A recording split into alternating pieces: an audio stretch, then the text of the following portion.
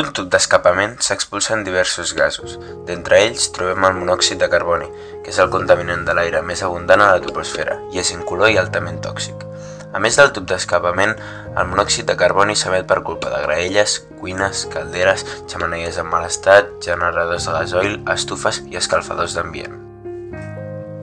Grans quantitats d'aquest gas poden causar mal de cap, marejos, pèrdues del coneixement, vòmits, palpitacions, el coma i fins i tot la mort. El diòxid de nitrogen i el diòxid de sofre són gasos que indirectament causen la pluja àcida, que fa malbé els boscos i provoca la desforestació.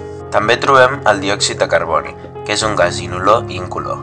Aquest gas prové bàsicament de fàbriques, transports, incendis i animals.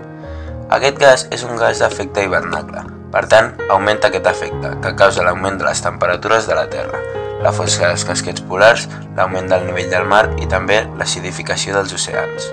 Pel que fa als humans, pot augmentar-ne les malalties respiratòries, com l'asma. Les partícules en suspensió són una barreja complexa de partícules transmeses per aire i gotes de líquid compostes d'àcid, amoni, aigua, carboni negre o elemental, productes químics orgànics, metalls i materials del sòl. Aquestes són tan petites que es poden inhalar causant greus problemes de salut, arribant fins i tot a penetrar profundament en els pulmons, i en alguns casos fins i tot arribar al corrent sanguini.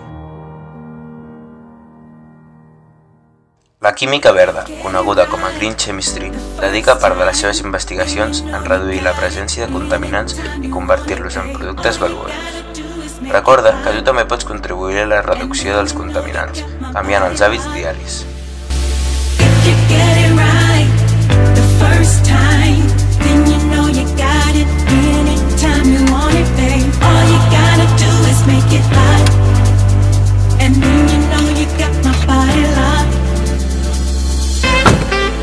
Pròxima estació, un món